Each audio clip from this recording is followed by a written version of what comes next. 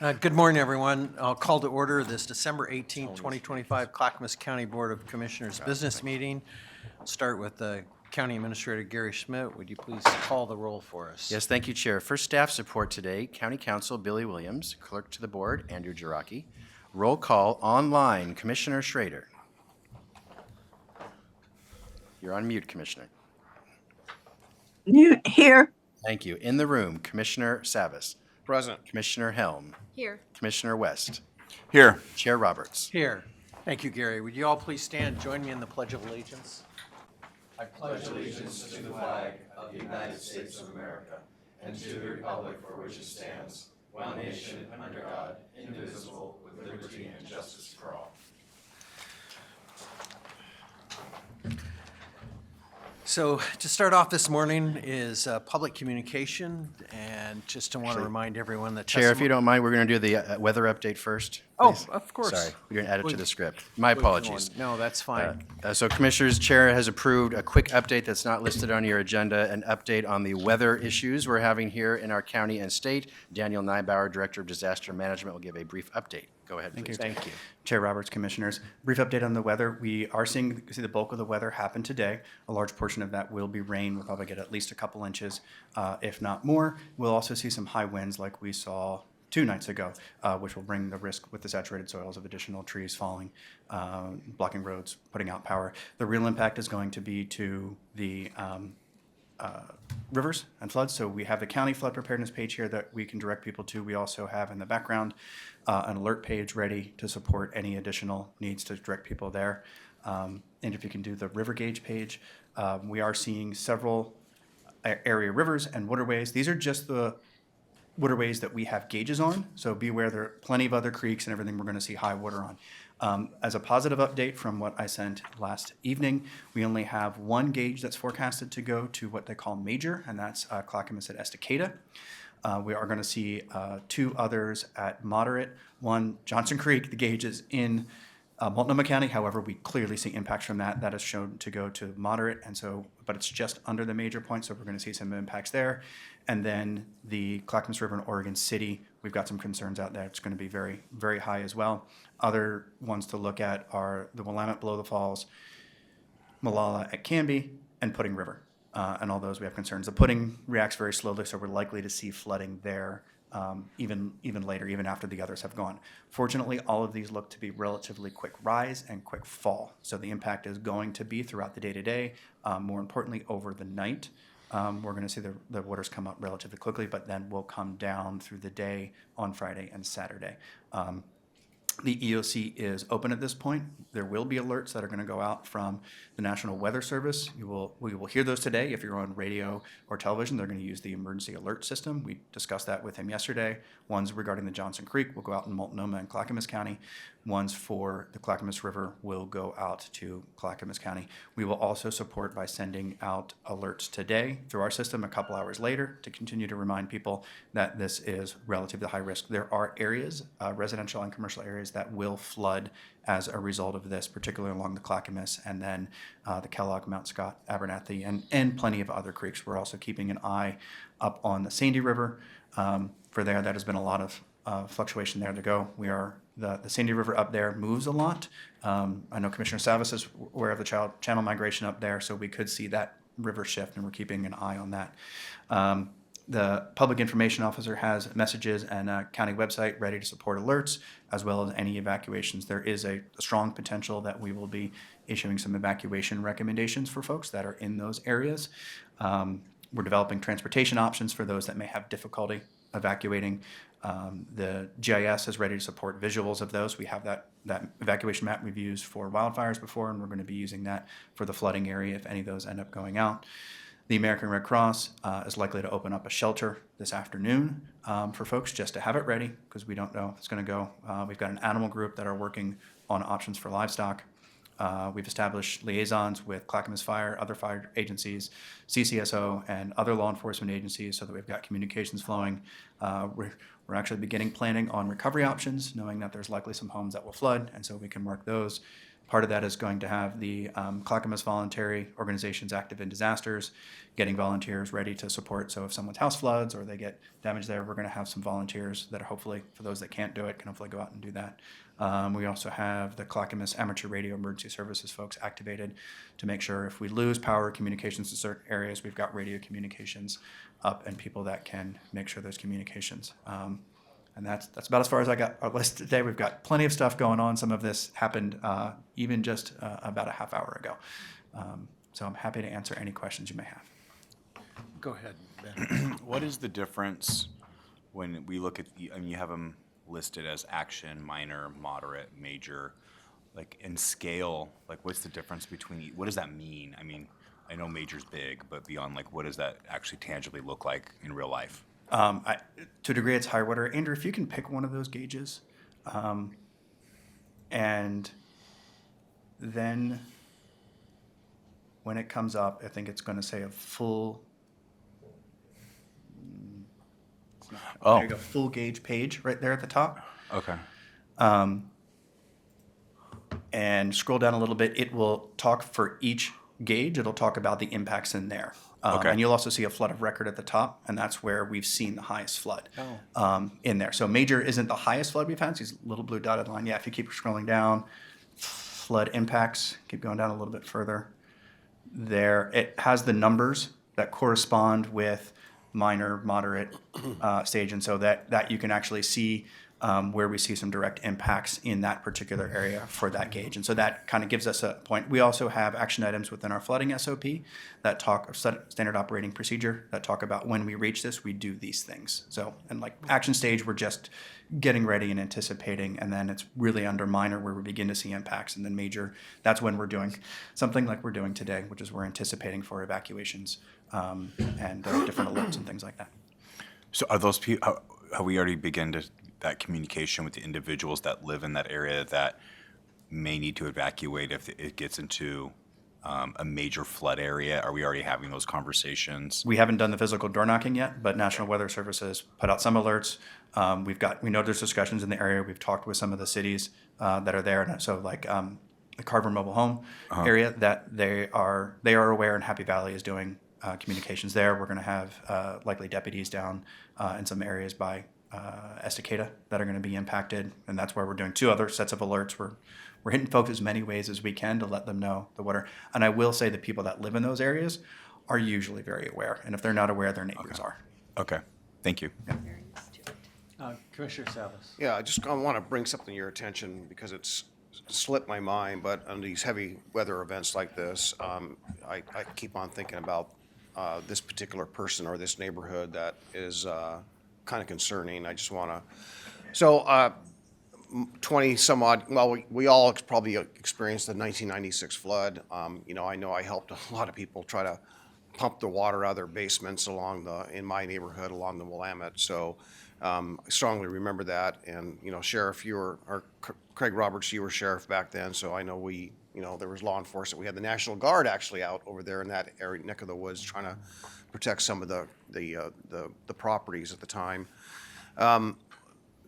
So today at lunch, I usually go out, and because my prior role on the Oak Lodge Water Board, sanitary board, surface water flooding was a common thing. So I have a tour of all the hot spots around, and now as a county commissioner, that's grown. So a new one that came to my attention and is more erosion, channel migration here locally, is off of Highway 212. There's a mobile home park just west of Rock Creek, near the industrial area, where where the Clackamas River makes that hairpin kind of a turn, that comes right up to the highway. What I didn't know, and in our sunrise visioning process, is a property owner came up to me and said, by the way, I'm worried about my house going in. Properties have already had to be evacuated because the erosion on the sidewall is just collapsing. And I want to talk to ODOT about that too. Mike, I know Mike's in the room, so I know he's listening, but we ought to, I don't know if there's anything we can do to, at least for the road or the highway, to talk about maybe some kind of mitigation or something to keep that from eroding even further. But I'll be out there today too, and just concerned to go through that mobile home park because those properties are just slowly have to be abandoned as the the earth is falling in. But want to bring that to your attention. That's something I want to chat about next year. Yeah, great. Thanks, Paul. And Gary. Commissioner Schrader would like to speak. You're on mute. Commissioner Schrader, I believe you're still muted. Oh, well, ladies and gentlemen, I'd like to echo what Paul said because I was in that flood. What was it, 1996, Paul? And I think I mentioned earlier that an entire lower acreage was flooded, and it was so bad that we had irrigation up on poles. But in order to check it, you would have to go out on a canoe. And I'm glad that you had an opportunity to see some of these other issues that could be happening today. Ironically for me, we had the master storm last night before I left to come to visit my family. And there were trees and branches everywhere with that windstorm and with that rain when I left. And now that I am across the pond, I have to tell you they are experiencing, for what it's worth, at an international level, they're experiencing the same level of rain and flooding at this time. So right now, I guess during this time of year, we can't seem to escape the heavy rains that we're experiencing. It's not just in Oregon, but it's over here in England as well. So thanks for letting me share. Thank you, Martha. Okay. If we could go back to a couple questions I had for you for the general public. So how can they find this website as far as the water levels and the gauges set up? You can search the National Weather Service River Gauge page, and they can go from there. We'll work on getting it up on our flood resources page as well. Okay. And then a question, if I know we've had a lot of individuals throughout the county that have lost power. And so if for those seniors out there that maybe are in need of perhaps a generator, if they have oxygen or anything like that, where there's a situation, is there, who could they contact? At this point, I'd recommend potentially calling the non-emergency number, and they can be directed over to the EOC, and we can look for resources that may be possible for them. And I recognize you've got a lot going on and appreciate you coming here today. Is there any other questions? Thank you for the update and thank you for the hard work. I know you've been working around the clock on this, so our appreciation. Thank you. All right, Gary, are we ready? Now back to public communication. All right, so we're going to do public communication now, and just a reminder for folks, testimony is limited to 3 minutes per person. I'd ask your comments to be respectful and courteous. As a reminder, you can also email submissions for public communication at bcc@clackamas.us, and they will be accepted for the public record. I'll take in-person testimony first. Clerk, would you please moderate the in-person and then virtual testimony for us? Thank you, Mr. Chair. This is a reminder, if you are attending this meeting in person and wish to comment during general public communication, this is your opportunity to please fill out a blue card and deposit in the box that can be found on the table to my immediate right. I have only received one blue card so far today. Mr. Brainerd Bauer, please come forward, introduce yourself. You'll have 3 minutes.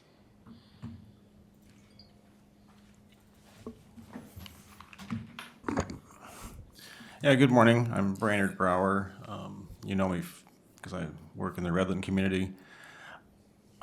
I'm here, I titled it Hope and Optimism. I don't know if I'm the best person to talk about the subject, but I certainly have some background. So my background is really in technology, and mostly in the development of hardware, electronics and physics and R&D kind of stuff. So I understand a lot that I take for granted on how the world works, how technology works. Fundamentally, somebody pointed out to me that people are uneasy. And it's probably a national thing, it's a community thing, it's probably all of us. I'd have to say, to a degree, myself too. And like one of the topics we hear so much about is AI, artificial intelligence. It's the culmination of everything we've done to build computing power to the point it is today, so that we can finally implement neural algorithms, methods that how our brain functions, to solve problems we never could before. So that's the reason we will be seeing walking robots in our daily lives. The future's changing, but change can be good and can be optimistic about it. I never thought we'd have rockets landing vertical. Well, I follow science fiction, never thought that was going to be. But that's because of these neural algorithms, that part of what we would define as AI. We have the potential in the relative future of harnessing nuclear fusion, again, because of this methodology. And so AI by itself is a powerful, wonderful tool. And we should look at the positives. We can't change, we can hopefully affect and protect against things that are, a problem. But we should look at the positives, and the positives are staggering. What we can do in medicine alone is just staggering. It's incomprehensible. And yes, the future is changing dramatically. And we'll be having data centers in space. We'll be having habitats in space. A single US company is sending, 200 launches into space a year. And that will soon turn into thousands per year. But yet, we can apply this on Earth as well. And it's a collaboration. And if I just look at the positives, and that's the message I'm trying to get across, we have a lot to be optimistic about, and we can move beyond being uneasy. So, and Merry Christmas. Merry Christmas, thank you. Thank you, Mr. Brower. This is a final call if you're attending this meeting in person and wish to comment during general public communication and have not yet had the opportunity to do so, to please fill out a blue card and deposit in the box found to my immediate right.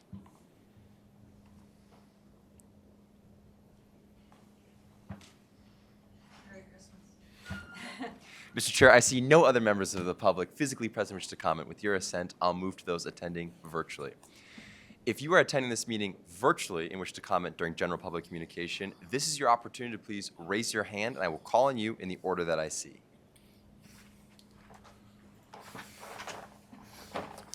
Mr. Les Poole, I'll unmute you. You'll have 3 minutes. Good morning, commissioners and everyone in the room. Les Poole. I appreciate the report on the weather that we just heard, and just want to share with everyone out there that we need to stay away from the upper Clackamas River. The fire zone above Estacada is a landslide area, a lot of steep remote areas without communication. So this is not the time to be up there sightseeing or deciding to visit Bagby Hot Springs. Please don't make yourself a statistic. I wanted to comment briefly about a subject I spoke about last week, and that's the Clackamas Recovery Center. Again, I've got concerns, and there are concerns about some of the impacts and the funding and other issues that I raised that really need some attention. And I know not all of the commissioners were here when I spoke, but that subject, it's somewhat precarious, and there's a big concern about whether or not there will be funding available and enough consideration to the impacts on the neighborhood. The recovery center by itself is not a question, but the location and some of the logistics and impacts certainly are considerations.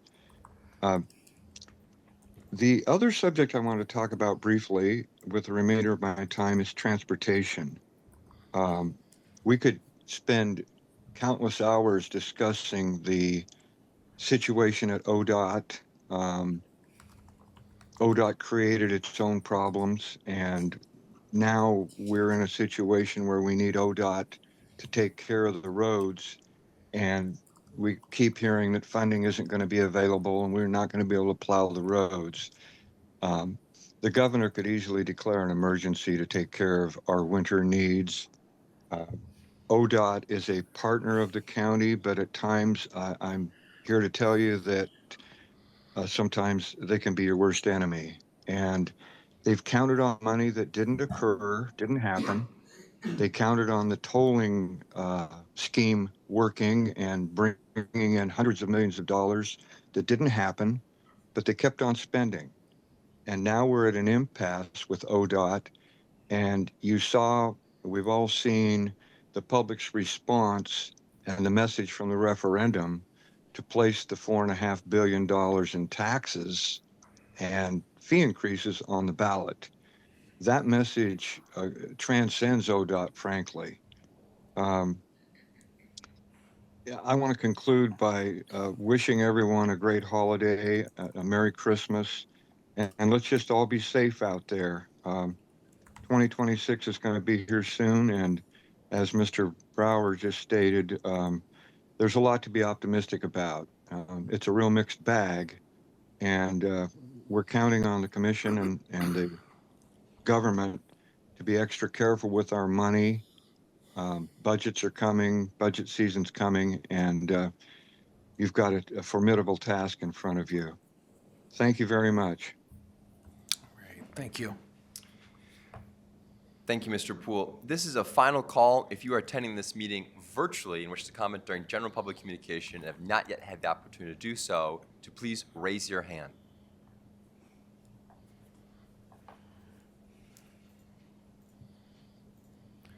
Mr. Chair, I see no other members of the public, either physically or virtually present, who wish to comment today during general public communication. All right, thank you, Andrew. I will now close the public communication.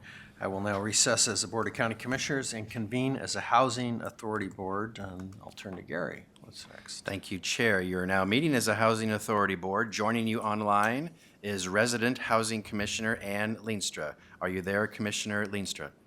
Yes, I am. Good morning. Good morning and welcome. Andrew, would you please read the Housing Authority consent agenda?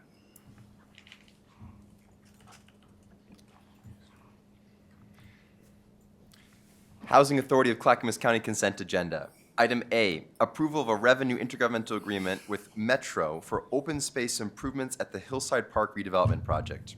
Agreement value is $389,000 for 2 years and 6 months. Funding is through Metro. No county general funds are involved. B, approval of an amendment to a software contract with Yardi Systems for additional staff training and system conversion. Amendment value is $175,873.65 for 6 months. Total contract value is $1,065,873.65 for 5 years. Funding is the United States Department of Housing and Urban Development. No county general funds are involved. Mr. Chair, that concludes the Housing Authority consent agenda. Thank you. Any questions, comments? Seeing none, may I have a motion? I move we approve the Housing Authority consent agenda. Second. All right. Commissioner Leenstra has moved to approve the Housing Authority consent agenda. Commissioner West has seconded. Any further discussion? Seeing none, clerk, would you please call the poll? Commissioner Schrader. Aye. Commissioner Leenstra. Aye. Commissioner Savas. Aye. Commissioner Helm. Aye. Commissioner West. Aye. Mr. Chair. Aye. Motion passes 6-0, Mr. Chair. All right, thank you very much. I will now adjourn as the Housing Authority Board and reconvene as the Board of County Commissioners. And before I do so, just want to thank Commissioner Leenstra for her many hours of constantly being on these meetings and all that you do for the county. So just want to thank you very much. And with that, I will turn to Gary as to what do you have next? Great, thank you, Chair. Next is a public hearing. The item is approval of a board order transferring a portion of North Pine Street to the city of Canby. The order value is $513,000 in a one-time payment. Funding is through the Community Road Fund. No county general funds are involved. Mike Besner, the Deputy Director of Transportation and Development, will present. Go ahead, please. Thank you. Good morning, Chair Roberts, Commissioners. I'm happy to bring this road transfer to you this morning with the city of Canby to transfer Pine all the way from 99E to Territorial. So it's over 3/4 of a mile. It's a pretty big transfer. Also includes 25 sidewalk ramps that don't currently meet ADA standards that the city will be taking over. It is a one-time fee of $513,000. It does come out of the Community Road Fund, the portion we call the Strategic Investment Fund that was created partially to facilitate road transfers. It was advertised in accordance to statutes for 30 days to the public for this public hearing as required. The City of Canby has formally requested this, also as required by statute. So, here to respectfully recommend that you approve the transfer of Pine Street from 99E to Territorial. And I'll take any questions. Any questions? Seeing none. At this point, I'll now open public hearing, and I'll turn to our clerk to moderate that as well. Thank you. Thank you, Mr. Chair. If you're attending this meeting in person and wish to comment on this specific matter and this specific matter only, this is your opportunity to please fill out a blue card and deposit in the box that can be found to my right.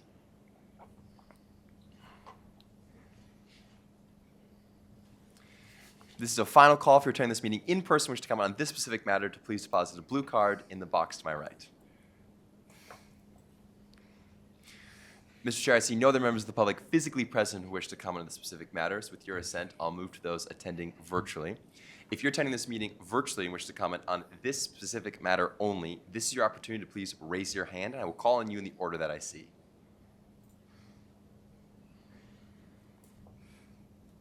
This is a final call if you're attending this meeting and wish to comment on this specific public hearing to please raise your hand.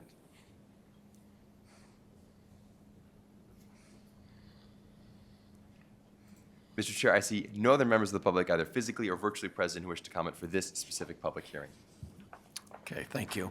I'll now close the public hearing, turn to my colleagues if they have any other questions or comments, and if not, is there a motion? I move we approve the board order transferring a portion of North Pine Street to the City of Canby. Order value is $513,000 in a one-time payment. And funding is through the Community Road Fund with no general funds involved. Second.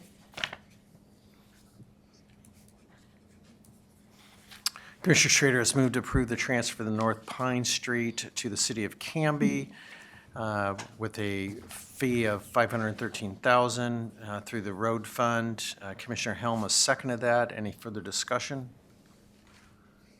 Seeing none, clerk, would you please call the poll for us? Commissioner West. Aye. Commissioner Savis. Aye. Commissioner Helm. Aye. Commissioner Schrader. Aye. Mr. Chair. Aye. Motion passes 5-0, Mr. Chair. Thank you. Gary? Thank you, Mike. Thank you, Chair. Next is the consent agenda for the Board of County Commissioners. Before I give it over to Andrew, there were 4 items added yesterday afternoon, later in the day, and the reason is, as you know, this is your last board meeting for the calendar year, and you'll be about to be on a 3-week recess. So with the chair's approval, we added some items really at the last moment, just so we can get it before you on this last meeting. I just want to quickly draw your attention. 2 of them were from the sheriff's office for jail-based medications and jail-based counseling, both for opioid use disorders, both funded from the Oregon Criminal Justice Commission, no county general funds. The other was for Health, Housing, Human Services, for Trillium Community Health Plan, community-based public health services, $168,000, no county general funds. Final one was for Human Resources, extension of a contract with Mercer Health and Benefits for the employee benefits broker. The total contract is $1.6 million over 8 years. That does use a small portion of general funds because it's an allocated cost pay by department. Small portion of general funds, but this is an existing contract that is just a renewal. So none of these are controversial or out of the norm, but I did add them with the chair's approval at the last minute. I just want to draw your attention to that. If you want to pull them as discussion items, we could do that, but again, my opinion, recommendation that it should be just rote norm of business. With that, Andrew, would you please read the entire consent agenda? Consent agenda for the Board of County Commissioners. Item A, elected officials. 1, approval of previous business meeting minutes for the Board of County Commissioners. 2, approval of a contract with Clear Ballot Group for an election ballot tabulation system, annual software licensing and maintenance services. Contract value is $851,415 for 4 years.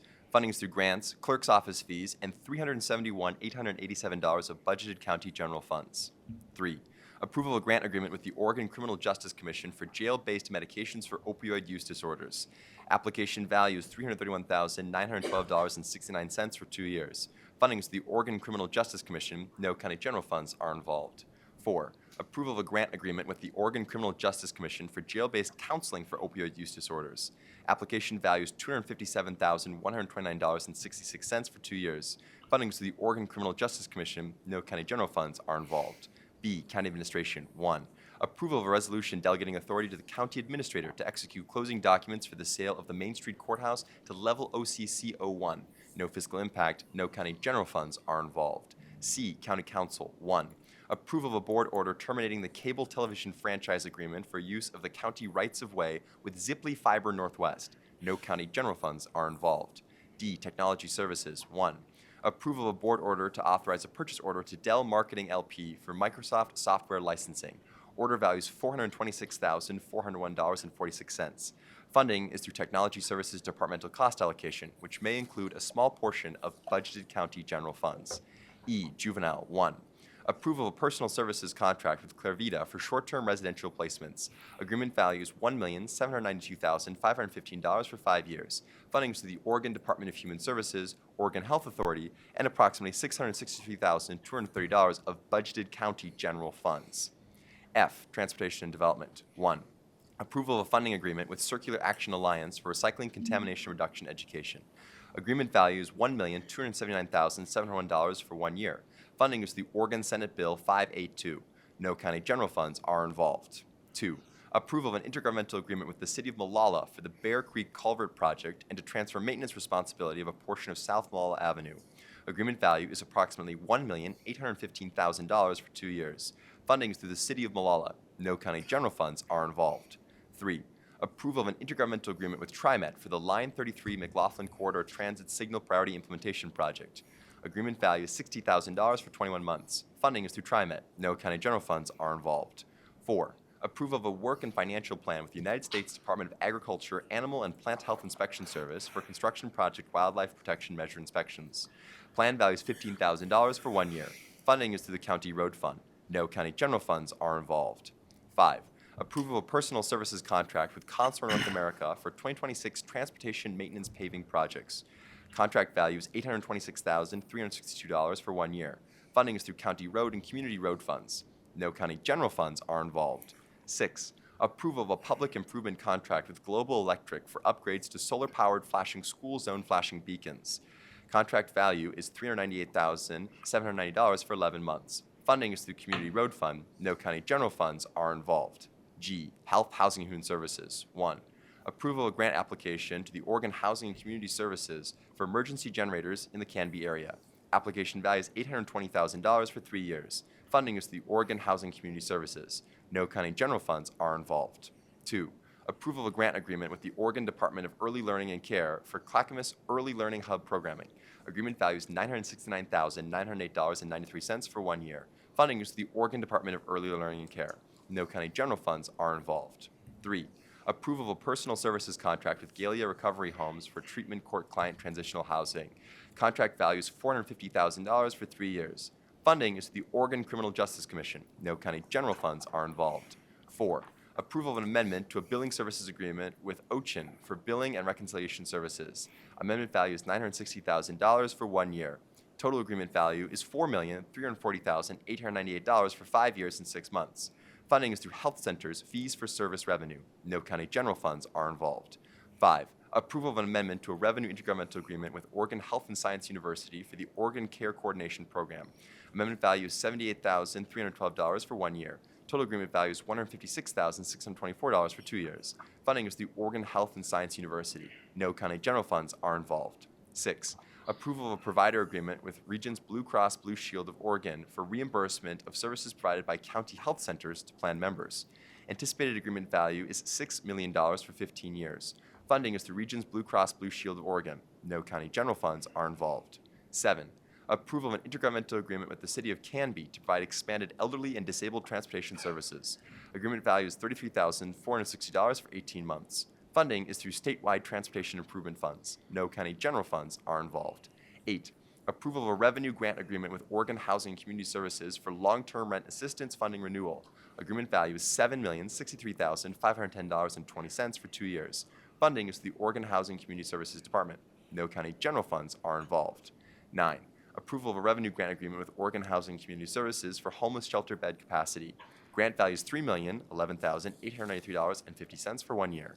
Funding is through Oregon Housing and Community Services. No county general funds are involved.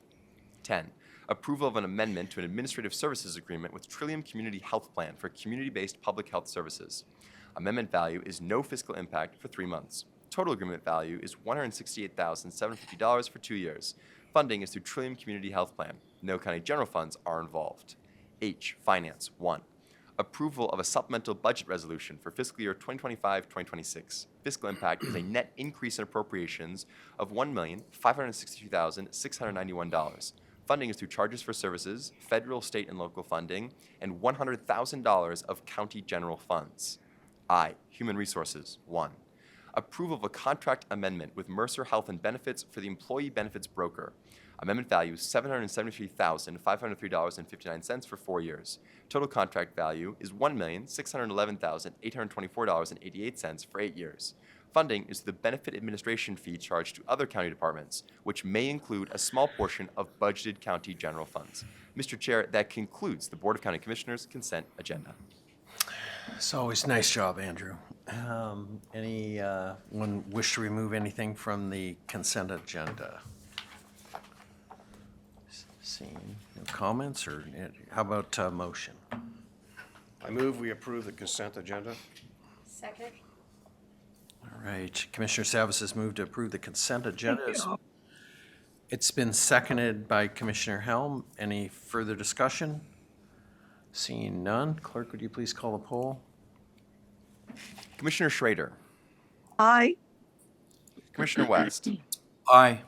Commissioner Helm. Aye. Commissioner Savas. Aye. Mr. Chair. Aye. Motion passes 5-0, Mr. Chair. Thank you, Andrew. I'll now recess as a Board of Commissioners and convene as a Water Environment Services Board of Directors. Gary. Thank you. Next is the consent agenda for Water Environment Services. Andrew, would you please read the consent agenda? Water Environment Services Board of Directors consent agenda. Item A, approval of a contract amendment with Tyler Technologies for building software maintenance. Amendment value is $526,049 for 1 year. Total contract value is $1,307,923.32 for 26 years. Funding is through Water Environment Services, Sanitary Sewer, and Surface Water Operating Funds. No county general funds are involved. Mr. Chair, that concludes the Water Environment Services Board of Directors consent agenda. Thank you. Want to remove anything or comments on that? Seeing none, may I have a motion? Chair, I move that we approve the consent agenda as read. Second. Right. Director West has moved to approve the West consent agenda as read. Director Helm has seconded. Any further discussion? Seeing none, clerk, would you please call the poll? Commissioner Schrader. Director Schrader, I believe you're still muted. Aye. Director Savas. Aye. Director Helm. Aye. Director West. Aye. Mr. Chair. Aye. Motion passes 5-0, Mr. Chair. Thank you. Now adjourn as the Water Environment Services Board of Directors and reconvene as the Board of County Commissioners. Gary? Thank you. Next is County Administrator Update. That's me. I'd like to recognize our incredible county employees for the work they do all year long. And today, at the last board business meeting of the calendar year, I'd like to recap some of the highlights of the updates I've given to you all year long, recognizing our county employees. You've heard feedback from members of our public recognizing our county employees, such as Assessment and Taxation Specialist Yumi Little received this note from a member of the public. As someone who has performed and taught customer service and technical support for 30 years, I would like to say that Yumi represents the very best in customer service and professionalism. For North Clackamas Parks and Recreation Aquatic Park Manager Jason Kemerich, he received this note. You are unfailingly polite, patient, thoughtful, and considerate in your responses while juggling multiple interruptions, rude customers, confused elders, staff questions, and building maintenance issues. Amazing work. For Water Environment Services, Technical Services Specialist Galen Hoshofsky received this note. Thank you for the excellent customer service. It's really hard to find people who love their jobs these days, and I'm so appreciative. In addition, our amazing employees have done things to help improve people's lives, such as our 911 CCOM dispatchers, Liz Bailey and Liesel Grolbert, help a mother deliver a baby over the phone, which is called a Stork Award, a Stork baby. Our Oregon's Mount Hood Territory, our tourism department, helped bring special sunglasses to the Wooden Shoe Tulip Festival that allowed colorblind people to experience the full color of the tulips. Someone wrote in, I've never seen color before in my life. Everything glows. And our organizations and employees that were recognized for outstanding work statewide or nationally. Water Environment Services received the 2025 Outstanding Member Agency Award by the Oregon Association of Clean Water Agencies. From our District Attorney's Office, Deputy District Attorney Tori McConnell and Tori McConnell received the Juvenile Prosecutor of the Year Award for all of Oregon District Attorneys, and Deputy District Attorney Bill Stewart was named the Drug and Property Crime Prosecutor of the Year for all District Attorneys in Oregon. For our Sheriff's Office, just recently, Deputy Jacob Osmus received the Oregon Distinguished Service Award for all Sheriff's Associations in Oregon, and Sheriff Brandenburg received the Oregon Sheriffs of the Year Award for all sheriffs in the state of Oregon. Just a small sampling of the amazing work of our county employees, all that they do every day to serve the public. So I want to recognize them today on the last business meeting of the year as we close 2025 and thank them for all they do in support of you and the public. That is my update today. Oh, sorry, one more thing. The board, you will be on recess, as you know, starting tomorrow, December 19th, 2025, through January 12, 2026. The next board business meeting is Thursday, January 15, 2026, at 10 a.m. That is my update. Thank you, Commissioners and Chair. All right, thank you. Now is the time for Commissioner communication, and I would like to start with Martha. Hello, colleagues. How are you doing? Once I just mentioned, I came from massive windstorms and rain to massive rain in England. So just can't seem to escape the deluge that is happening. Right now, there aren't any flood warnings out here. Maybe they are more used to getting these kinds of large amounts of rain. But it's interesting how the climate is working across the board. And I was able to get out easily, despite the fact the night before my flights that I was afraid that with all the tree limbs that were falling and all the rain that was falling, it might get a little problematic. But I also want to thank all of you because for this board, I have to say, not that my opinion counts for anything, but right now, I honestly believe you're one of the best boards I've ever worked on through the years. We're gelling as friends. We're working on policies together. The things, astounding things that we've been doing with housing and economic development, and the leadership that Chair Roberts has been showing, allowing us to coalesce as a group together. And for that, I am extremely thankful. And the other piece I'd like to add, I think it's amazing.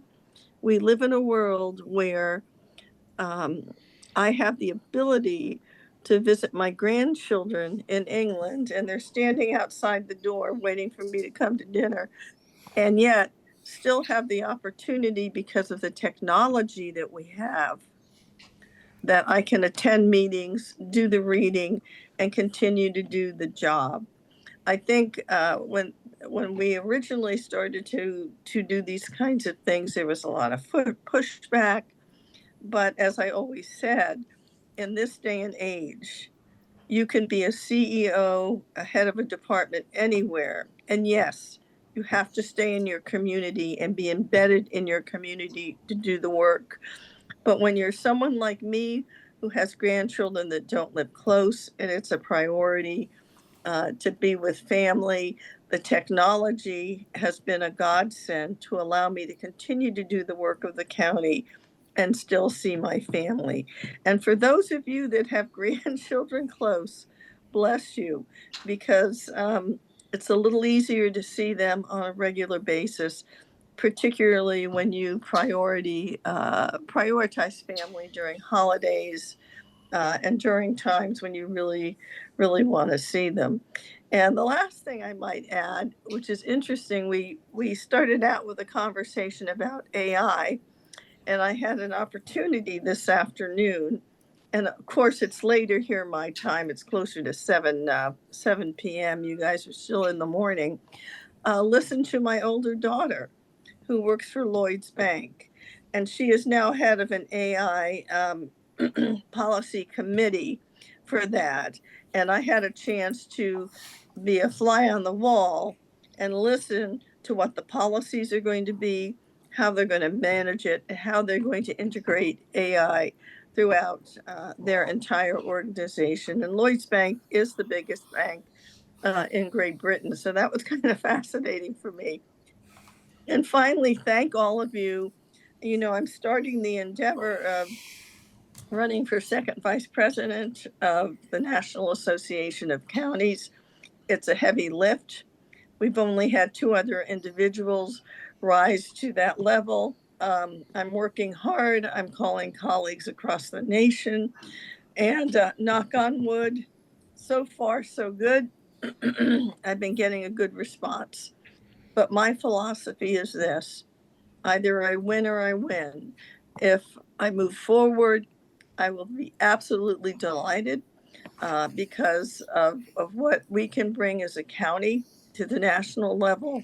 But if I don't, I win because I still am part of working with a great group of people who love counties and do the best we can every day for our constituents. And every day we do it again and again and again, no matter how hard it gets. So with that, Merry Christmas and Happy New Year to everyone. I'll see you when I return. If you need me for any meetings, I'm here. I carry my electronics everywhere. And I want to thank you, all of you, for your friendship, your help, and your commitment to Clackamas County. Thanks. Thank you, Martha. Thank you. Excuse me, Commissioner Savas. Yeah, I might be a little bit long-winded this morning, but it's the end of the year, so I'm going to take this opportunity to kind of give you a broader update on a couple things and a couple things I'm looking forward towards next year. First of all, I've been working super hard digging into financial issues around the county, and one of those has been with the sheriff's office. So I met yesterday with Patrick Williams. I had a great meeting with him. I think we shared a lot of good ideas, and as I've acknowledged before earlier this week, when Sheriff Brandenburg was here, I am seeing improvements, and I think we're making a lot of progress. I want to just acknowledge the good work. But overall, as far as government, not just CCSO, but as far as all government, not just Clackamas County, I remember years back when Craig Roberts was the sheriff of Clackamas County, and after the budget cycle, I usually had a lot of questions and couldn't get to all of them. And, you know, not every budget year, but from time to time, he'd invite me over to this Sunnybrook building, sit down with his finance staff and say, Paul, what it is do you see? And he had there's a whiteboard in that room, by the way. Paul likes whiteboards. I love whiteboards, if anyone knows me. So I said, well, here's what I see, you know, and whether it was before the intersection or after the intersection, where revenues were up here on a bar graph and expenses were down over here, and we saw this gradual increase. I said, when those things cross that intersection, you know, I call that really, when you look at the other side of the graph, you call it the jaws of death, if you will. And so it's something that, again, not just the county, not just CCSO, not, you know, a lot of agencies are feeling this around the country. And we are at that point now. Now it's the point to where revenues are not keeping up, expenses are higher, and we've got inflationary aspects that are in different areas of the services we provide or the products or materials and the people that serve the Clackamas County are part of. So again, the good news with that is that we're making progress. I floated the idea last week, and it's kind of one of my take all this constructively, but it's some of my 5 top priorities that I want to see happen next year. And that is, I mentioned it last week to some of you here, and that is a finance subcommittee or work group with CCSO, a couple members from the Sheriff's Finance Department, a couple folks from the POA, a couple members of the Budget Committee, a couple members maybe of the board, and something like that, in which we can hammer these things out and get agreement on a lot of the numbers. And I think that because we have a lot of positivity, I think we need to make sure that we're recognizing what's fact and better dispel any misunderstandings that are come up in the future. What I want to see, the goal here is really to have a comprehensive, rational conversation when it comes to public safety and the budget. So that's my goal, and I think that we can do so constructively, and I think we can do it collaboratively, and I think we owe it to the public to be able to communicate those things, those messages consistently, so that people know what's happening. Very likely, and part of this also is very likely, there'll be a need to look at the renewal of the levy, the safety levy. So I think it's the perfect time to get collaboration and understanding across the board. Earlier this year, we had our retreat. We set our priorities, and one of those was better connecting with our community, and we floated the idea of a Complete Communities 2.0. It's something that was endeavored over 20 years ago. I know Gary's working on that. We'll be meeting with members of the community here early next year to talk about concepts, what that might look like, and getting their input. The other one, I talked about it, I think, a couple of days ago. I would love now, because again, the financial pressures, Gary, I'd like to be able to have on the dais for all of us to see a rolling, I'm going to call it the red sheet, how far we're in the red, in what areas. And I'm going to reflect back on a story that some of you heard, maybe some of you have not heard, and that the first county administrator when I came here in 2010-11 was Steve Wheeler. And in Steve Wheeler's office, he had this whiteboard, and it was very dynamic, it was constantly moving, the pluses and the minuses of the budget. Baseline budget, here's where we are, and if he saw new revenue come in, that'd be a plus. If he saw negatives or expenditures, that'd be a so we had a rolling. I could walk in his office, whether he was in there or not, and just look at that and say, okay, I know where I'm at. And now that we've had some expenditures that now we're beyond the precipice, we're falling into the red. Every dollar counts, and if we're going to have to make that up and make those cuts in order to again, just remain fiscally sound and stable going forward. So I'm hoping that we have that pretty soon, and I don't think that's a big lift. So that's one of my smaller priorities, but as far as a workload. The other one is, and this came up yesterday, I got a call from one of my colleagues, and it was an urgent message, and it kind of rang home with a number of things. It's not about the topic itself, but it's about how things come to our attention. And whether things come to the attention of the administrator, naturally, that maybe will rise to the level of the board. There's a lot of things that come to the attention of the administrator that don't require the attention of the board. Things that might come to the attention of legal counsel. I talked to our new legal counsel, Mr. Williams, here a couple days ago about some of our liabilities and ongoing cases, started having an update. But the other thing that happens is that people will reach out to us with a particular issue, and maybe one of us knows about it and the other one doesn't. Or maybe it goes to the chair and the chair knows about it, the other one doesn't. This is historical. This is not a poor reflection on anyone. It's just the status. But it would be great if we had a log to see all those things, to know what things are happening and when they happen, so we can all be attuned to it. We do that with small inquiries from our public. When someone emails us about an issue, our staff jump right on it. We can see that. But there's things that come to our attention directly, not by email, that are I think it would be of great benefit, because what came to Commissioner West's attention yesterday was something that came to my attention the day before. I thought I had an understanding, and I learned that it actually came to the chair's attention before I learned about it, and so on. So those are the kinds of things I think that would really be helpful for us to better understand, because we all have connections in the community, and I respect all those connections, but if it's important business and it's county business, having a log of what those inquiries are and things that are going on would be beneficial.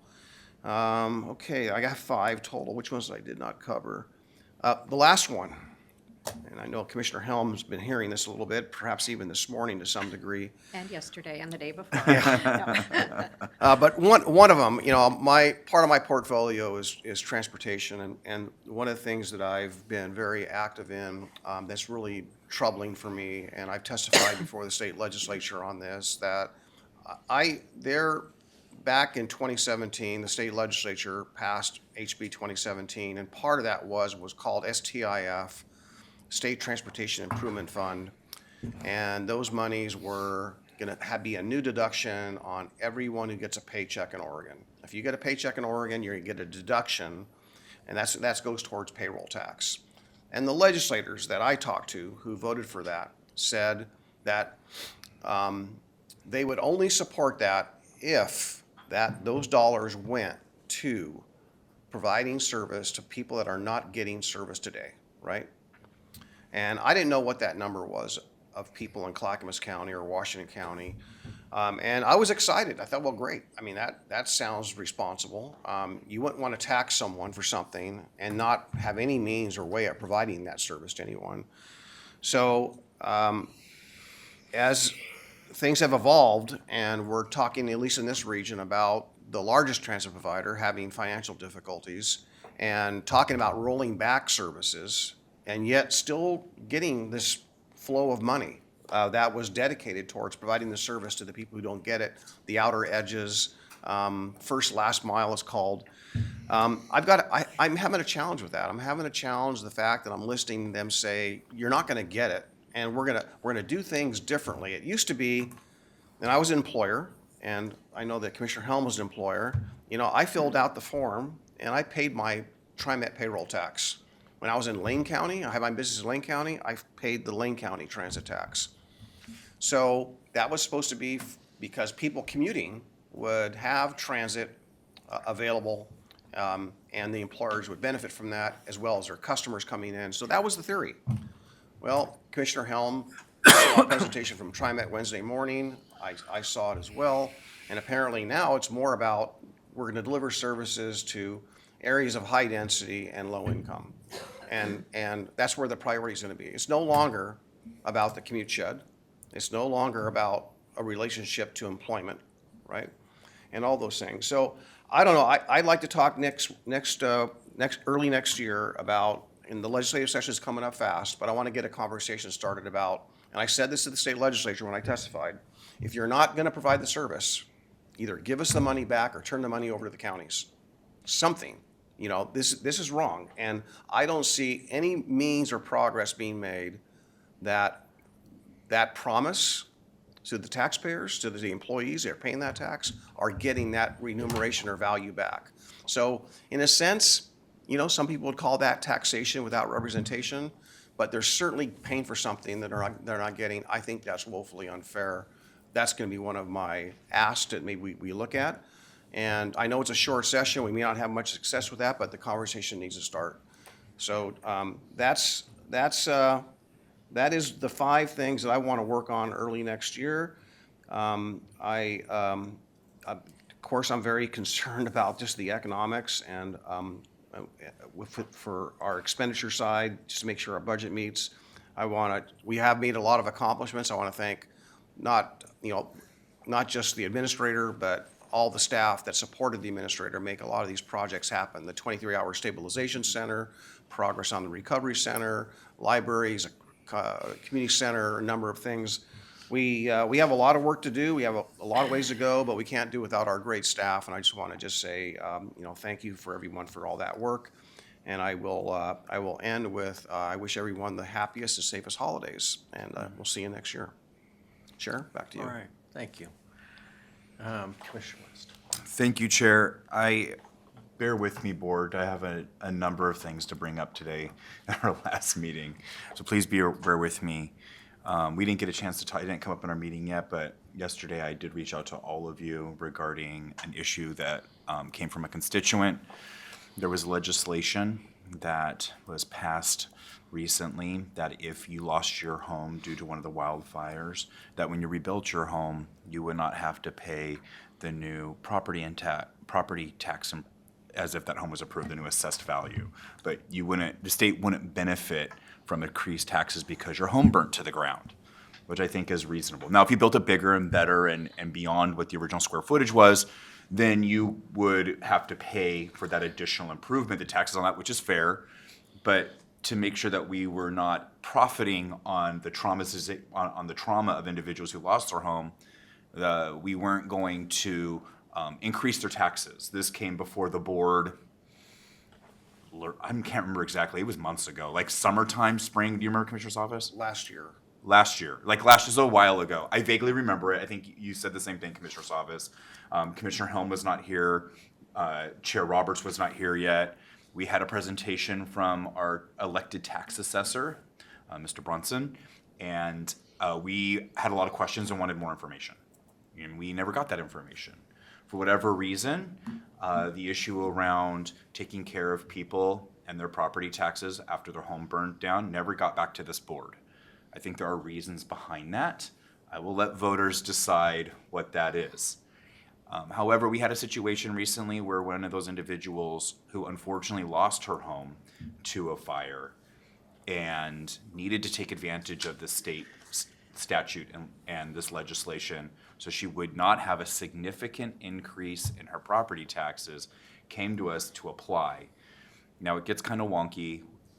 Us as a county would have had to opt in and pass an ordinance to move forward with this statute so that people who applied could take advantage of that tax benefit. We did not do that as a county. Other counties did. And I don't know if I'm wording it exactly correctly, but it's now to my intention. This has been moving very quickly, and there's probably updates this board has not totally heard yet, since as of this morning, this was still being worked on by legal counsel, by staff, by the assessor's office.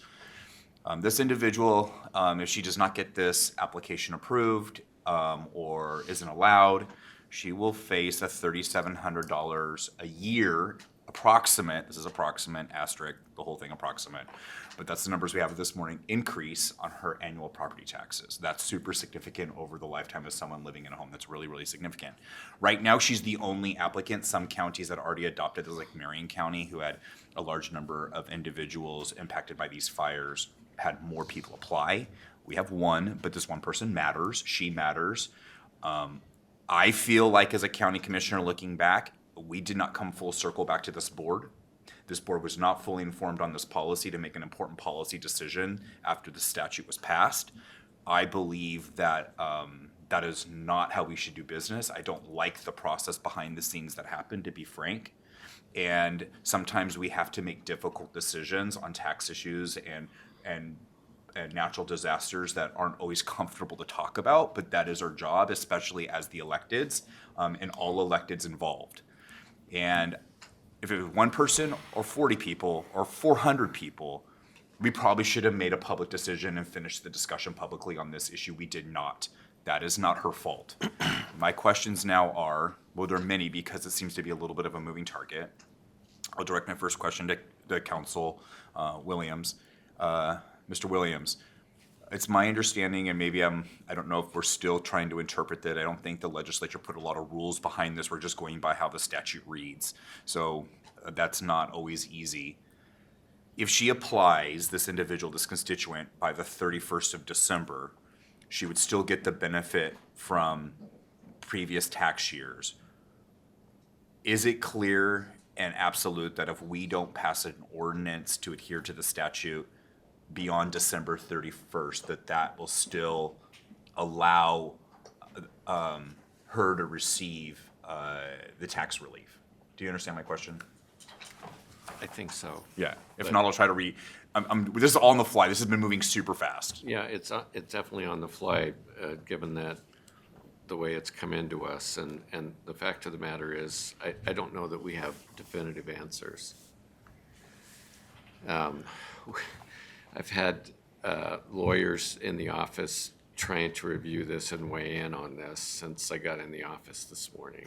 And so I think one of the realities is, and we would still need the A&T office to be weighing in on this as well.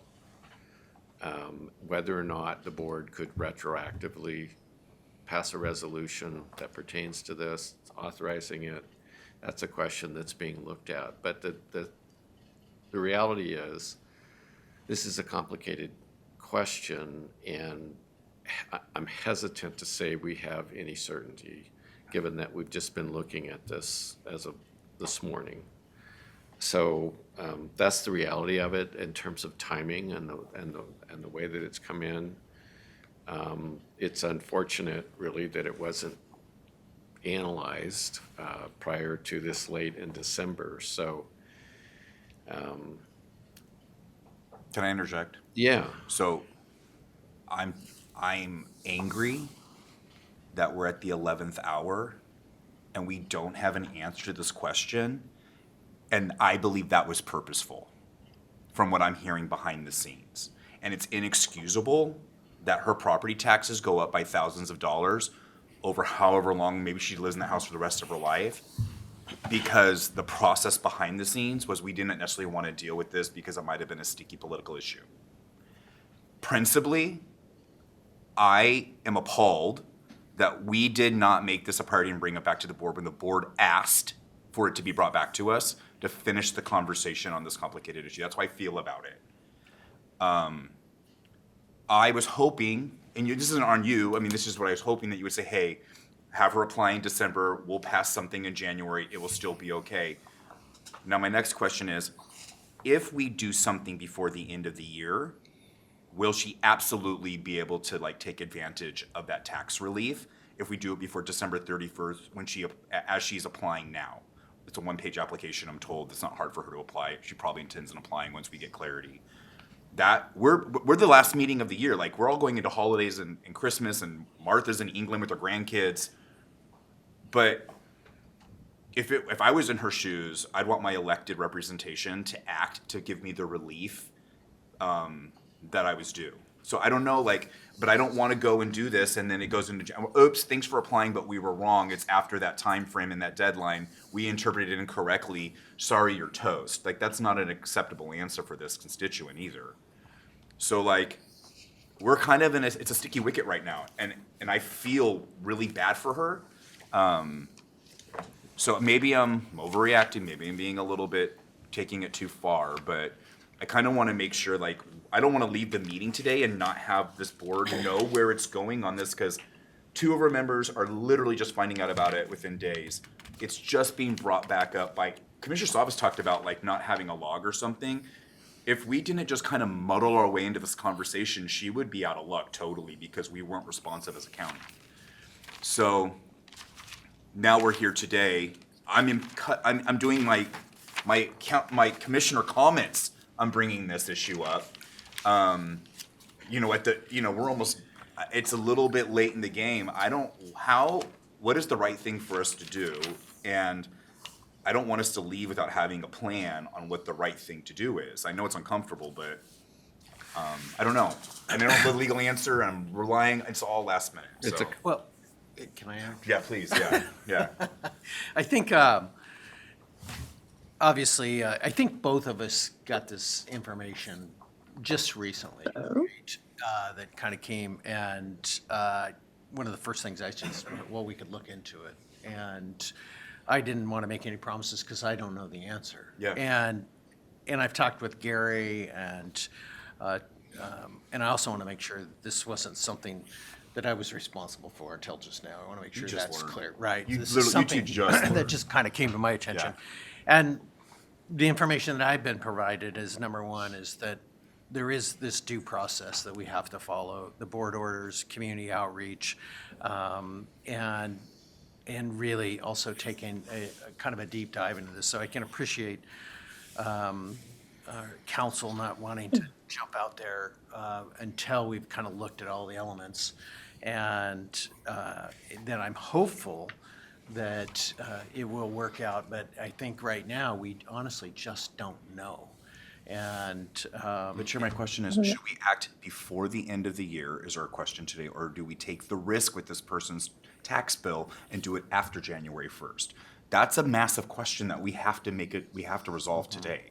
We don't have another time to resolve it. so I'm going to turn to Gary first, because I've actually asked Gary to kind of look into this. Couldn't make it retroactive. Yes, so I'll answer that, and then Commissioner Schrader has her hand raised as well. So your process options are three, as I see it. One, you call an emergency board meeting next week. Sure. You could all remote, you all have access to Zoom, you could do that. Second, you could on the fly make a motion that you're gonna make this decision today, but give staff time to work out the details, which we'll do in January, but you've taken, quote, action this calendar year. Again, we don't have all the details yet, but you could do that. Boards have done that before. Or you wait till January, and hopefully you can make a decision then that's retroactive to this month, which we don't have the clarity if that will work, but it could work. So those are the options I would offer you have to do. And respectfully, Commissioner West, we don't want to throw anyone under the bus, but I'd like you to say, are you saying staff made an error or prior elected officials? Prior elected officials, I believe, led this in the wrong direction. Thank you, That's what I Commissioner. believe. I am not calling staff out at all. I will publicly say that I do not agree with prior elected decisions to get where we are today. Nobody you. sitting on this dais, or anybody on this board specifically, was involved in that decision process at Thank all you. that is here today. Thank you, Commissioner. Yeah, I thank you for that Yeah, clarification too. so 'Cause it staff, sounded hear like me. it was- I think you know why I'm upset or passionate about this issue, but I don't want the staff to think that I'm pointing fingers at them, because I am not. Thank you. And then Commissioner Schrader has her hand raised. Commissioner Schrader, go ahead. I agree with what you've been saying, Ben. And evidently this slipped through the cracks. So can't we make it retroactive? That would be the legal question I guess I'd ask. I mean, if we want to move forward with this because it makes sense, and we don't want people to be penalized for having their homes destroyed because of a fire, isn't there a way to say, retroactive to a certain time? I don't know. I guess that's a Billy question, but No, that's a good question to all of you. And here's the reality.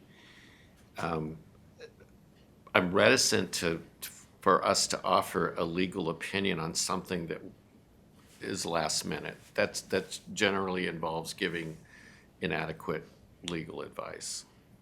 I mean, just to be honest.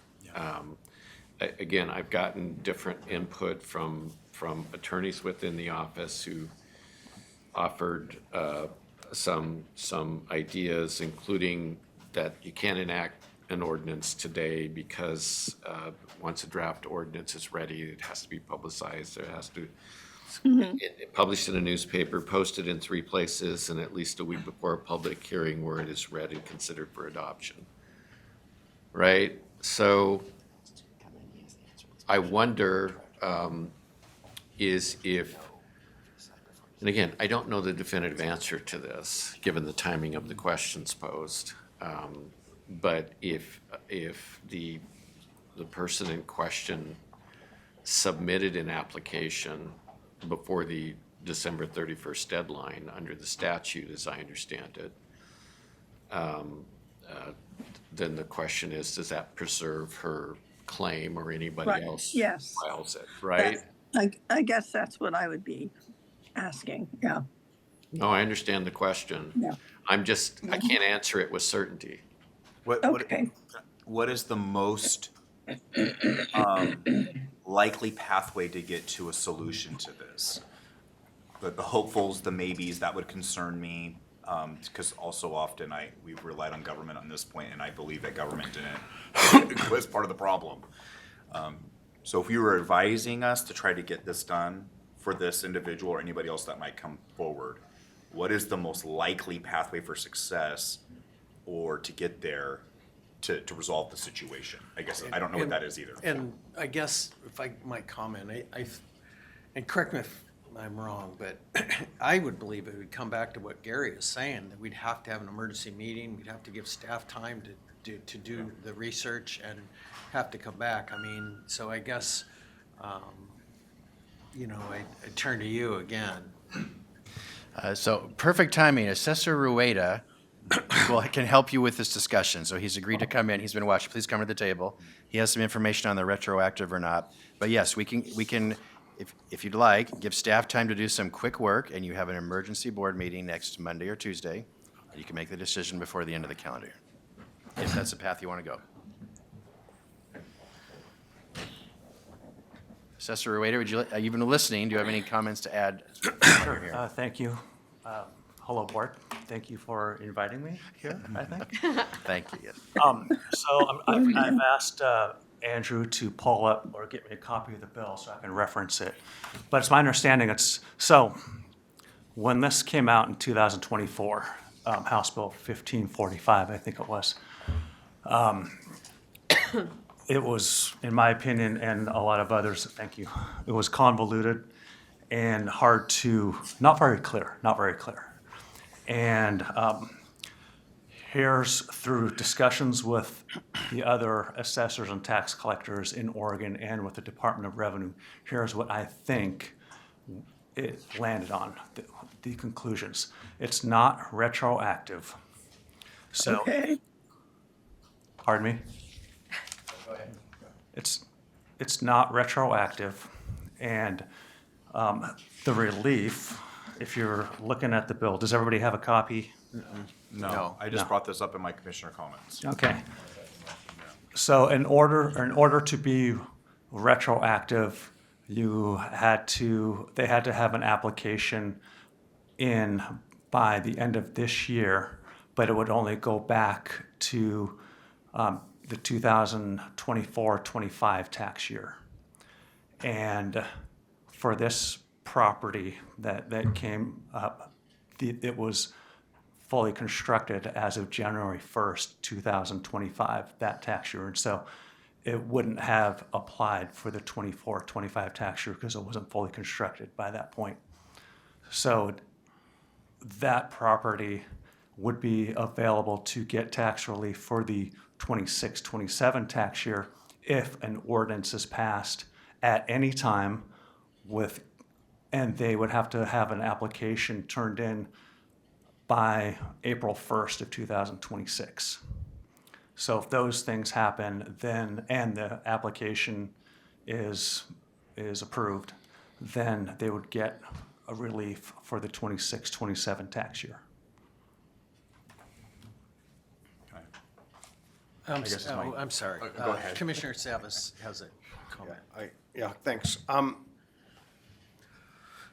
So at the very beginning of this conversation, which I totally get, kind of referenced it, and I initially kind of mentioned that, things have fallen through the cracks, and some things come to the attention of us or the chair, and we assume they're going to get scheduled, and we lose sight of it, or we forget, and they don't, so on and so forth. And this has been a pattern. I'm not picking on any particular chair at all, but this one came up with the previous chair, not the current chair. So which just gets to my point about the log. So point taken, point made, that. I think that it would be, and I appreciate Assessor Ruda giving us that update as I interpreted what he said. If that's the latest and breaking version of it, we have time and there's no urgency. We can look into it and fact check it. But my recommendation was, as opposed to taking any action today, other than directing staff to look into it, would be to bring it back as soon as possible if there was some deadline that something had to be done before the first of the year. So I just wanted to say that our direction to direct staff to do that would, give us certainty and give legal counsel and everyone else the opportunity to bring us good advice and a good options or not of what we can do. But to do it on the fly, on a lot of hypotheticals, I just don't think that's good. That's a good approach. Just give staff the time to get it right. And if there is an action and a call for an emergency meeting, then I'm open to that. But let's not overreact. But I totally get the message. I want to be responsive as well, Commissioner West, so thank you. So, Mr. Williams, do you agree with that? Because you told us that you didn't think that it was super clear on what our timeline should be. Is this, and then Assessa Brunson is, our tax sister is telling us I'm just wanting to make sure we're clear. Okay. On the appropriate timeline, yeah. No, what I'm clear about is it would be irresponsible for us to offer a legal opinion without adequately researching this. Okay. And on the fly, first thing this morning is not Fair. the way to do legal analysis. And I agree with what Commissioner Savas just said. We don't do that. It's really bad. Because on the fly, people can come up with bad answers that impact a variety of entities in the county, including the board. So I don't want to do that. I think it would be irresponsible on our part. Again, we've done our best to try and look at this initially, but that's not the way you make a legal analysis. And so I don't know all the history of this. I'm learning about it. Again, it's unfortunate, but I won't wade into that because I don't know the whole history of it. But it is what it is, and we just can't. I can think of all kinds of ethical, legal parameters here that are at play that I don't want to violate. And Mr. Brunson, you're sure that we have adequate time based on your interpretation of the statute and your office to not have to act in an emergency meeting? Right, I can kind of, if you Yeah. have time, I can walk through Please. some of the, okay. So if you're looking at, towards the bottom, letter B.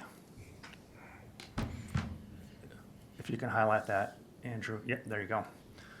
So in order for an applicant to get relief for any of those 4 tax years, starting July 1st, 2021 through 2024, they would have to file no later than December 31st of 2025. So that's Okay. in a couple weeks, right? Okay. But that would give them relief. If you look at the July 1st, 2024, that's the 2024-25 tax year. That's last year, and the property wasn't complete in time to get relief for that year. Okay. So, I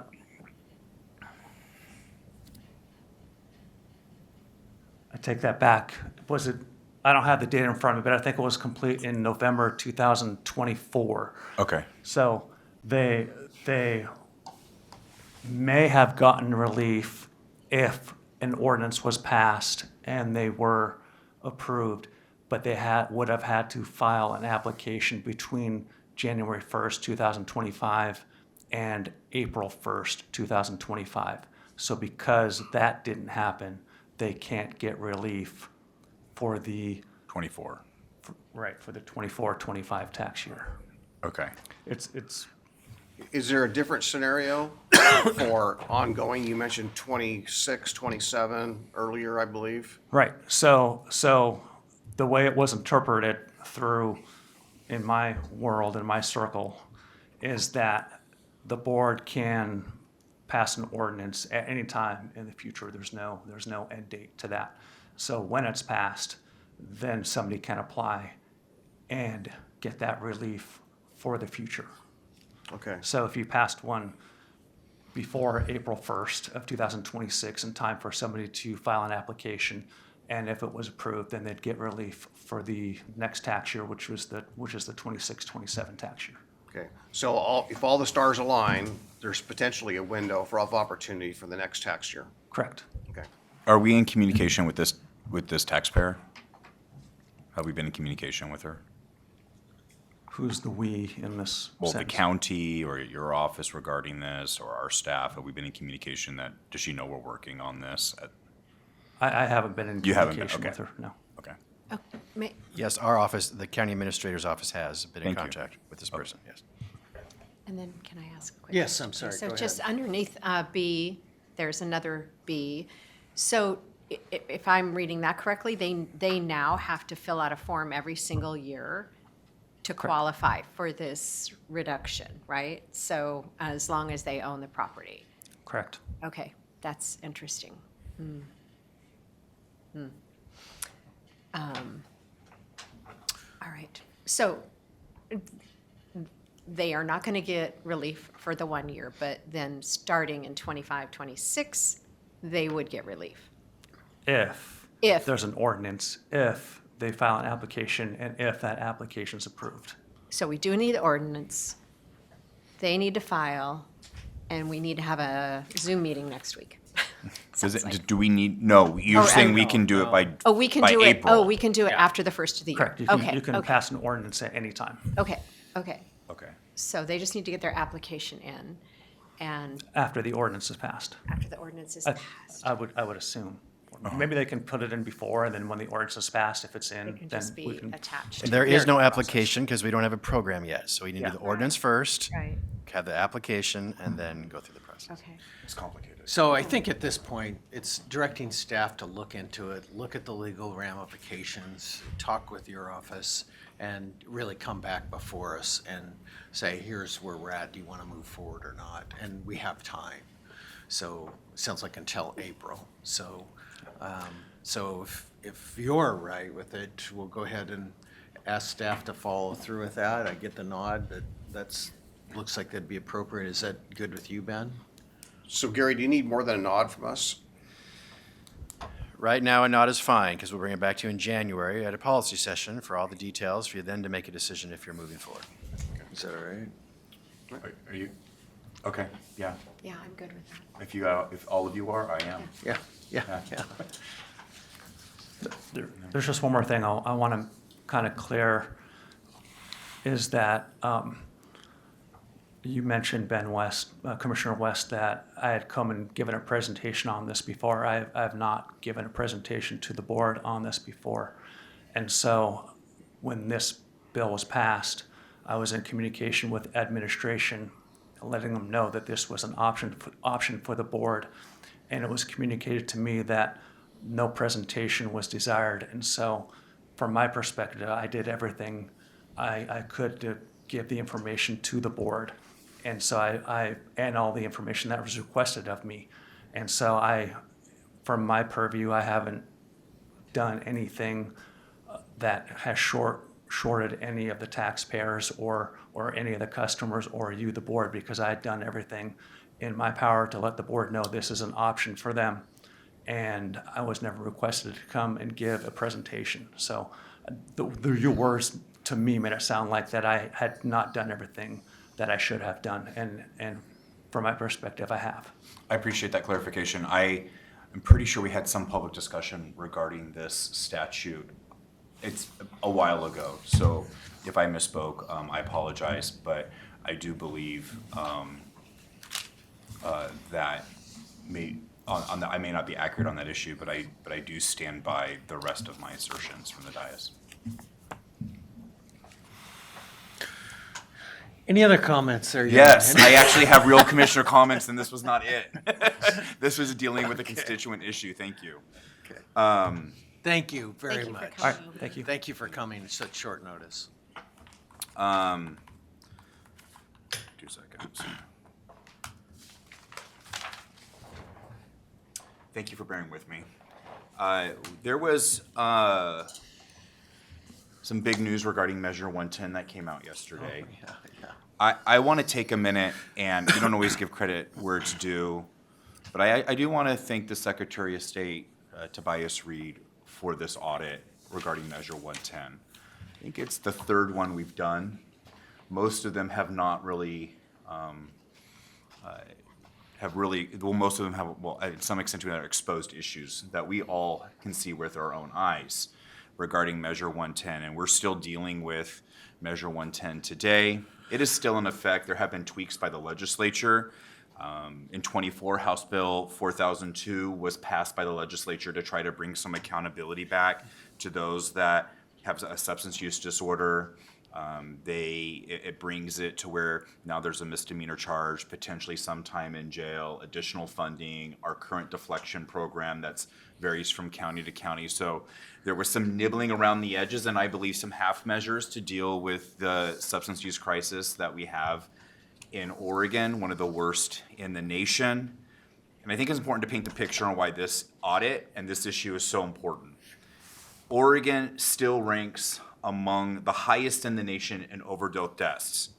The last number from 2023 shows 1,700 plus Oregonians are no longer with us because they died of an overdose death, many of them in our streets. You can still drive around the metro area and see individuals in the fentanyl fold, lost in despair, and that narrative is all too common, and we have all seen it, and it still persists today. The audit brought forward some really important, it illuminated some important issues. Programs were talked about how they were duplicative, how they were dysfunctional in their implementation. They highlighted a phone call triage system that was as much as $7,000 a phone call. They were expensive and ineffective and wasteful, and people truly were not getting the care. The state of Oregon has not been about getting people sober. The policies have allowed individuals to exist and subsist in their dysfunction without getting the help that they need. We might have less than 1,700 overdose deaths in Oregon if we could have effectively intervened and the law did not shackle us from being able to help our neighbors that were sick. But it did. Policymakers, bad policy, Measure 110, nibbling around the edges, ineffective action by the legislature has made it nearly impossible at times for us to effectively intervene to save lives. That's the truth. The audit came out and said that Measure 110 failed to provide adequate leadership, offered inconsistent guidance, did not track millions of dollars in grants to service providers. This is going to get to where the public has no trust in us, and I don't know why they would. There's a lack of complete and reliable data. It's actually difficult to know how substance abuse treatment programs actually serve the people, and if they are, and if those services are actually increased. The whole entire continuum is difficult to track, and the data that we have is unreliable. He goes on to talk about in the audit, even determining whether the number of treatment providers has increased since 2020 is difficult based on available data from OHA. And then the audit is very critical of the legislature and their action, which has made it more difficult for OHA to evaluate what's going on and the long-term strategies to address the issue. And I bring this up because another article came out this week regarding Home Forward. We no longer work with Home Forward. We made a decision to not work with them after they were the provider for our Tukwila property, which had persistent problems. They are a housing first entity. They were implementing a lot of housing first type policies throughout the region. Clackamas County is now very skeptical of them and probably doesn't have a lot of confidence in them as an organization. A scathing article came out. They have about 1,000, just under 1,000 vacancies in their properties for people that are struggling with homelessness and behavioral health issues. And there's still 7,500 people on our streets. And their vacancy rate is about 14%, which is inexcusable. 3 to 5% maybe is normal or to be expected. But these properties stay vacant without the appropriate services. I don't know where all the money is going. It's like they're setting it on fire. We've spent $1 billion plus in the region. And organizations like Home Forward, they have their budget is tens of millions of dollars, hundreds of millions of dollars. But I think that some of these service providers with no accountability to the funding of the grants is problematic. I bring this up because it's all part of a larger conversation that's happening within the region. I believe that Multnomah County and the city of Portland are pushing to reallocate our SHS funds even further. There's some rumblings right now that they want to take Clackamas County taxpayer money and reallocate it to deal with the dumpster fire in Multnomah County. The truth is that we've taken that money, we've had less of it, and we've built out a recovery-focused care continuum that actually fills the gaps and gets people on a pathway to recovery and treatment with the goal being sobriety. What a novel idea to actually make the goal sobriety and people being whole again. And we've built it completely differently. We have the best success numbers in the region. And we still have much to do. And in my opinion, the state has not always been a good partner to us. We talked about this with Recovery Campus and funding along those lines. And so I want us to be careful and vigilant about Multnomah County and Portland looking to go through the process to reallocate the funding model so that we have less funding to deal with issues in Multnomah County. And overall, I'm glad that this spotlight and this illumination from the audit came forward. It's very concerning to read it and to go through it. However, I hope it continues to cause a catalyst to happen going to the short session, that we don't do half measures, that OHA is able to be supportive to counties' efforts in a way that's effective, and that we start to change our thinking about how we handle this, and we go towards a recovery treatment model that allows us to intervene and to have less people die of overdose deaths in our streets, in our communities. And I think that we have created a model that's replicatable. So I couldn't not speak to the audit that came forward and the news that came out this week regarding really a contrast between two different systems and how to do things. And so I wanted to bring that forward. I want us to be aware that there is an effort to reallocate the SHS funding model that would bring less money to Clackamas County, and Clackamas County residents would be paying for Multnomah County's implementation. I also want to say, if funding was the problem, if money was the problem, this problem would be solved. It's not the problem. It's incompetence. It's dysfunctional implementation. It's duplicative programs. It's doubling down on what brought us Measure 110. It's the same type of policies that informed Measure 110 that still inform much of the policies being implemented in the region. They're not working and they're deadly. And so I will leave it at that, but I just want us to be aware about kind of the overall picture that we're looking at. And our job as a county is to protect the system that we built, protect the funding that was intended to us that through the SHS funding model and source, and to continue to move forward with what we're doing. But I want to make you guys aware. I'm done. All right, thank you, Commissioner. Commissioner Howard.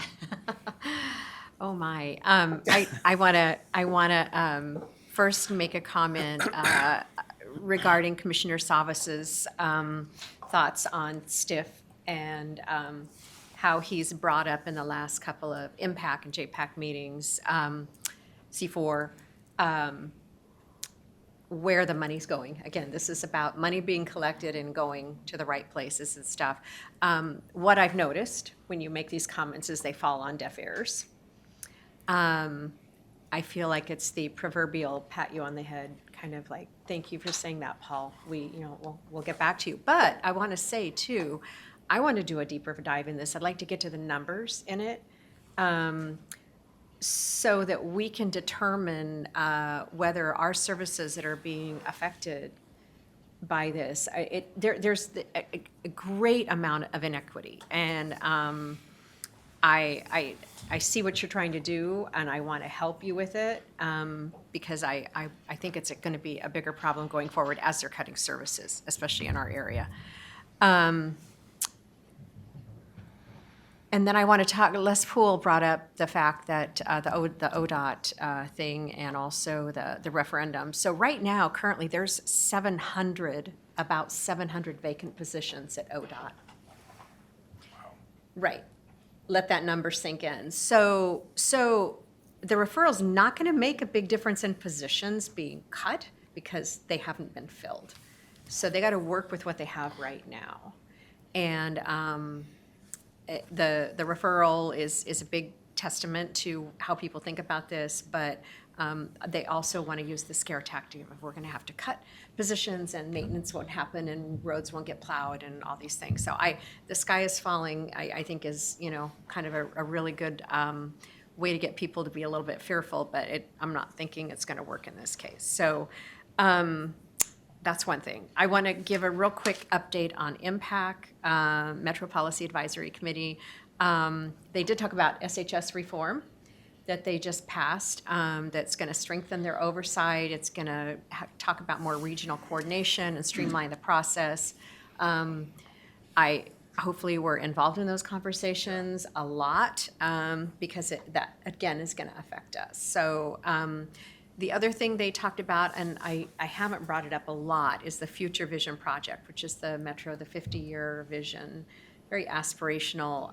It's just getting off the ground. They've had 3 meetings. There's a Future Vision Commission that meets monthly. It's around 22 to 25 people, I think.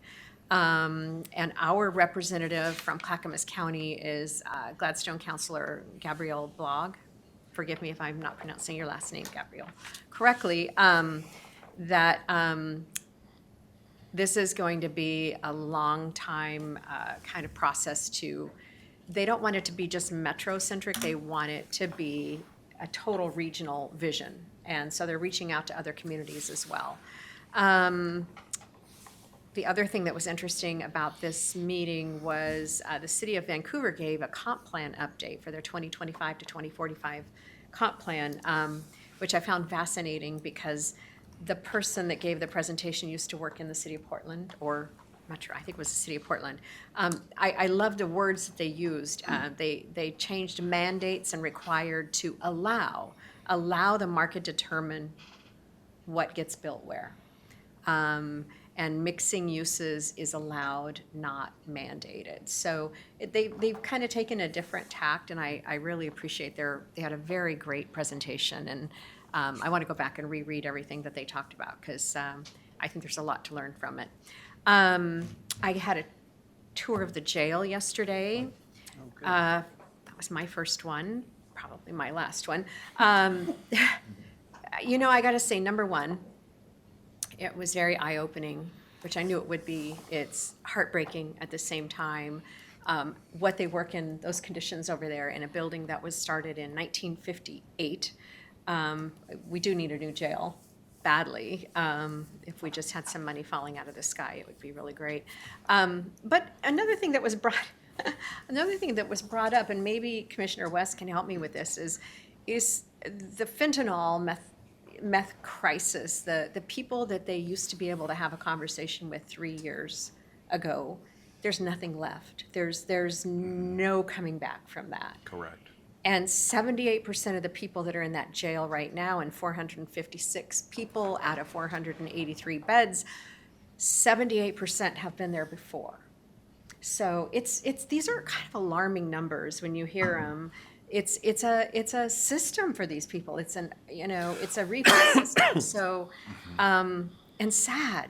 It's really tragic. And I don't know the answer, but if they're so far gone from these drugs, it's just I don't know where it's triage every day over there.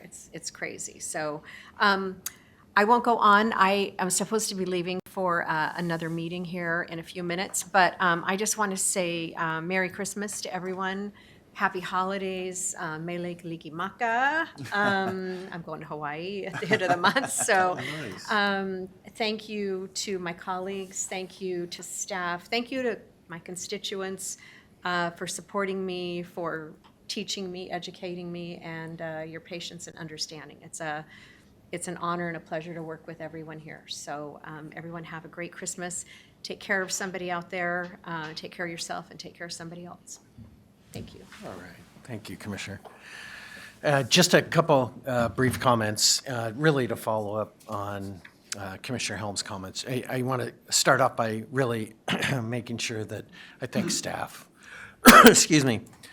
Gary, Andrew, Billy Williams, and all the staff that work behind the scenes to make stuff happen. There's so much that goes on behind the scenes that gets us to this point to make these decisions. There's tons of research, so there's countless people that help make us effective. So my thanks to all of them. And I want to also kind of follow up on Martha's comment to my fellow colleagues. I just want to say thank you. This past year, I believe together we've come together as really an effective team. We've all brought our priorities together as a strategic plan. We're moving in a good direction, and I think we have what I consider is healthy, robust conversations, just as Ben brought up today. And I think it's what I value most is that each and every one of us are respectful towards each other. It's okay to disagree. It's just that we need to do that in a respectful way. And I also believe it's an example for others, how we can be effective and also make change together. So I want to just thank all my colleagues here as well. And I'm going to turn to my favorite Andrew over here, and I just wanted to cover some stuff quickly. You know, this is a time of year where there's a lot of charitable organizations to contribute to, and I think one of the things that all of us up here can attest to, that this is an incredibly economic tight time for the public. Many citizens out there that really are on the edge. We see that with the finances that are given to keep people in their homes. Some of the things that I've heard that has been shocking to me is that having families with both individuals, adults in the house are working and they have kids and they still can't make ends meet. And that they are going to different organizations to get food and other things to help. So I want to cover some of the options just to let people know if they're in the giving heart and that would like to make some contributions. The first is the Father's Heart Loved One Day Shelter. I know all of us have had a chance to visit there. They provide support, compassion, and hope to individuals and families experiencing homelessness by offering essential services, resources, and a safe place to turn. Over 10,000 meals are served and over 6,000 free showers per year. Website includes several ways to donate to supplies and funds to the day shelter, as well as volunteer opportunities. I can tell you, I couldn't believe the number of seniors that are volunteering down there to help others, some in their 80s, and it really is touching to see people come together to help support one another. The next one I wanted to talk about is the ClackCo Service Center. It's a one-stop center for individuals and families seeking food relief and resources for improved health, dignity, and stability. So far this year, they've reached over 130,000 people by grocery distribution, serving over 20,000 meals. The ClackCo Service Center's food hub, the warehouse used to store, sort, and distribute over 1.5 million pounds of donated food each year, is at risk of closure as early as February of 2026. So your donation of just $50 can provide food support to 11 people. It really is an amazing organization. I know the board dedicated some money to help support those SNAP recipients, and some of that went to them. And then the next thing I just want to announce is the Longest Night Homeless Persons Memorial Vigil. That's the first day of winter and the longest night of the year. Community members gather to honor those at the community center who have experienced homelessness and lost their lives in 2025. So the Homeless Person Memorial Vigil will run from 6 to 7 p.m. outdoors on December 21st at Liberty Plaza in downtown Oregon City. Last year's ceremony honored 36 Clackamas County residents who had passed away. The vigil will include the reading of names, a candlelight ceremony, and words and live music to reflect on. Attendees are invited to bring new warm socks or new or generally used warm winter coats to help someone experience homelessness in the cold. And lastly, I wanted to highlight the Fairgrounds, the Winter Fair event at Clackamas County Event Center. Due to the windstorm this last week, the Winter Fair event had to cancel the holiday lights portion because of the high winds and storm damage. But the good news is the holiday market is still open and will now be free to the community. Santa and Miss Claus will be there, the live music will continue, and the local vendors are ready to welcome you. And just in my last comment, just quickly is again, we're having incredible rains today. We've had incredible windstorms, and I just would encourage people to check on their neighbors, seniors that they know, stop in and, if able to, help and check on individuals in our community, because I do believe this next windstorm is going to cause some damage, and it really is about all of us working together. And I think the one thing I did want to comment on, Ben, just in my last comment here, and the one thing that you are so passionate, and I definitely see this over and over in your heart to help others. And you were giving some kind of downer stats on 110, right?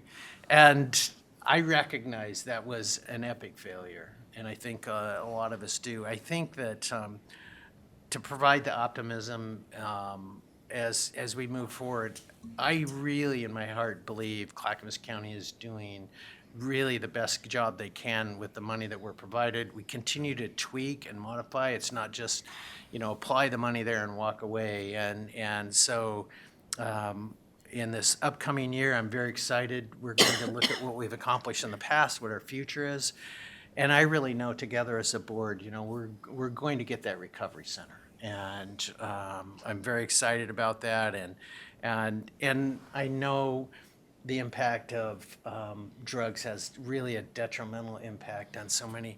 But I will give you this kind of what I believe words of hope. And I want you to come see the CSAP program, because obviously long-term use of drugs has an impact. But I've also seen recovery, and I've seen where that people can return and contribute to the community in a healthy way and give back. And probably one of the things that I get most inspired about is those that have walked in that path, when they come back, they're more into helping others. And so that's where I really appreciate the mentor programs and peer support. And so with optimism, we're going to accomplish a lot together. Thank you all for really working together to make this county what it is. We have a lot of people that we're trying to serve, and really we couldn't do it without the great staff. And so I know it's been long this morning, but I really, on behalf of the entire board, I want to thank you for joining us. I also want to wish everyone a safe and happy holidays and all our best. I look forward to seeing you in 2026. Thank you. We're